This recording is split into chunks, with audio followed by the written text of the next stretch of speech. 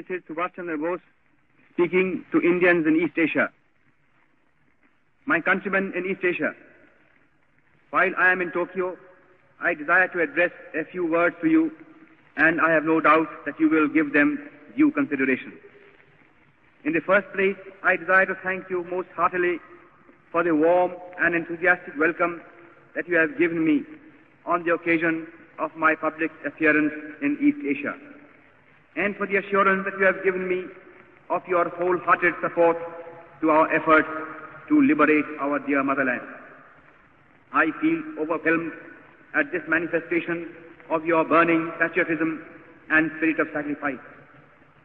I have received numerous telegraphic and postal messages from you direct, while other messages I have read in the press. And all these messages have given me great joy and satisfaction. You know that I am always an optimist. Nevertheless, I must say that the response that I have received has exceeded my fondest expectations. I can only say in reply that I feel proud of you. Since the outbreak of the war in Europe and in East Asia, I have been saying repeatedly that we, the Indian people, could not have wished or even dreamt of a better combination of circumstances for helping us to achieve our liberty.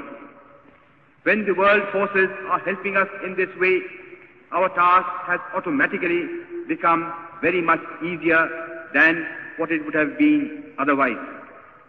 This fact should further strengthen our self-confidence and optimism and hearten us considerably in the fight that lies ahead of us.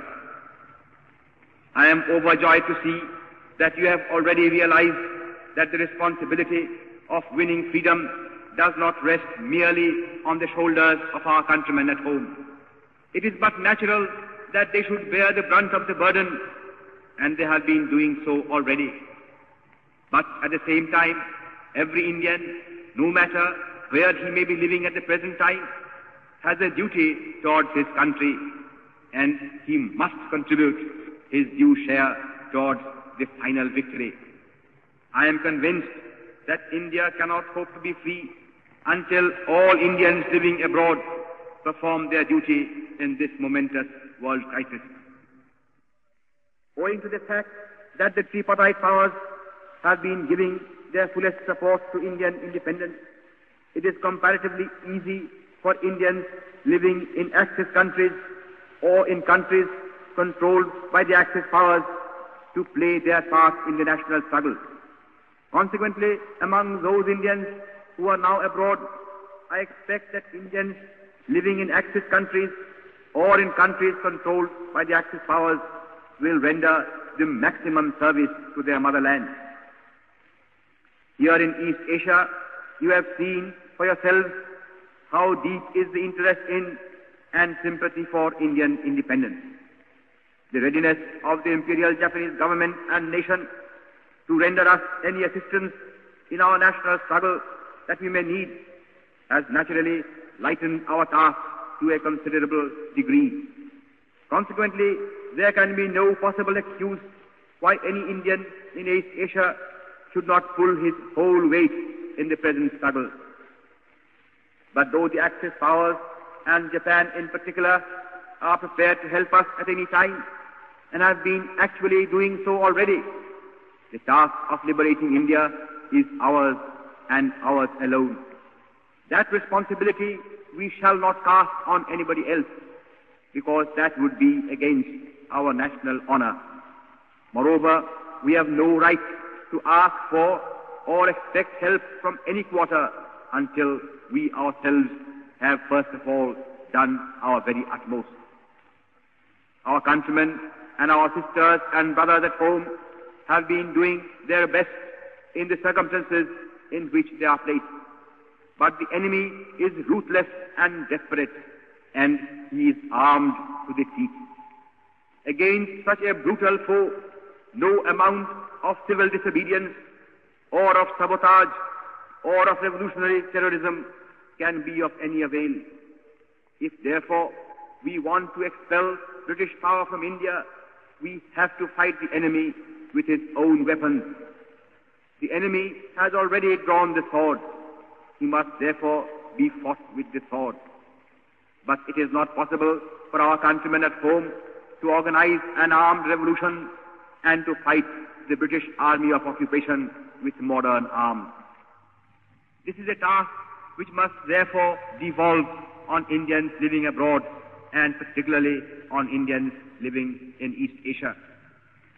Friends, if you compare the history of our national struggle with the histories of similar struggles in other parts of the world, you will realize that we in India have lacked one thing and one thing alone. We lack the strength and organization whereby we can meet force with force. It is our task here in East Asia to supply this one want and thereby eliminate once for all the only drawback that we have in our national struggle. I therefore desire that all able-bodied Indians living in East Asia should volunteer to fight with me for the liberation of our motherland. This is our supreme task and duty, before which no other type of service counts for much. All those countrymen of mine who are prepared to fight for the liberation of India will please get into touch with me at once, either direct or through their local organizations. I am confident that with the help of my countrymen in East Asia, I shall be able to organize such a gigantic force as will be able to sweep away the British power from India in conjunction with those who have already been fighting at home. The hour has struck, and every patriotic Indian must advance towards the field of battle. Only when the blood of freedom-loving Indians begins to flow will India attain her freedom. Inqilab Zindabad. Azad Hind Zindabad.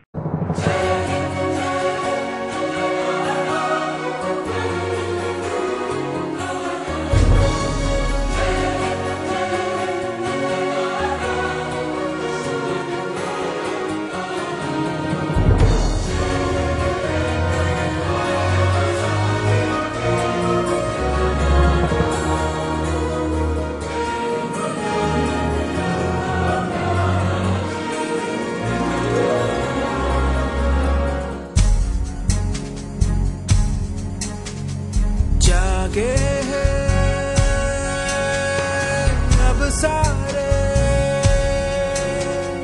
लोग तेरे देख वतन तुझे है नारों से अब ये ज़मीं और ये गगन कल तक में तन्हा था सुने थे सब रास्ते कल तक में तन्हा था पर अब है साथ मेरे लाखों दिलों की